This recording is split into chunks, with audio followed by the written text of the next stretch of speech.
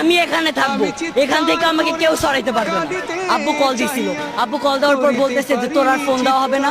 আম্মুকে কল দেওয়া হয়েছিল, আম্মু বলতেছে তোর তুই তাড়াতাড়ি বাসায় না, তোর বাসায় ঢুকতে দেবো। আমি বলছি যে আচ্ছা, আমি বাসায় ঢুকবো না, আমি বাইরেই থাকবো, রাত্রে আজকে বাইরেই থাকবো, 2-3 দিন তুমি চেষ্টা করো না। যতদিন না বিজয় হইতেছে, আমার আজকে ভাইরা কোটার জন্য সুইসাইড করতেছে, আমার ভাইরা চাকরি পাইতেছে না, সুইসাইড করতেছে। কেন করতেছে? আজকে ভাইরা করতেছি, ভবিষ্যতে কি আমরা সুইসাইড করবো না? ভবিষ্যতে আমাদের আমার এই যে বোনেদের ঢাকা ইউনিভার্সিটি ইন্ডিয়ানের বোনেদের এমন ভাবে যে নির্যাতন করলো ছাত্রলীগের পোলাপাইন, কেন করছে? কেন করছে? ওদের কি অধিকার যে ওরা গায়ের ওপর হাত তুলবে? আজকে আসার আগে পুলিশ আমাদের ধরছে, ভিডিও আছে আমার কাছে, আব্বুর থেকে ফোনটাই নাম ভিডিওটা ভাইরাল করব। পুলিশে আমাদের হাত ধরছে, কেন? আমাদের গায়ে হাত দেওয়ার ওদের সাহস কিসের আছে?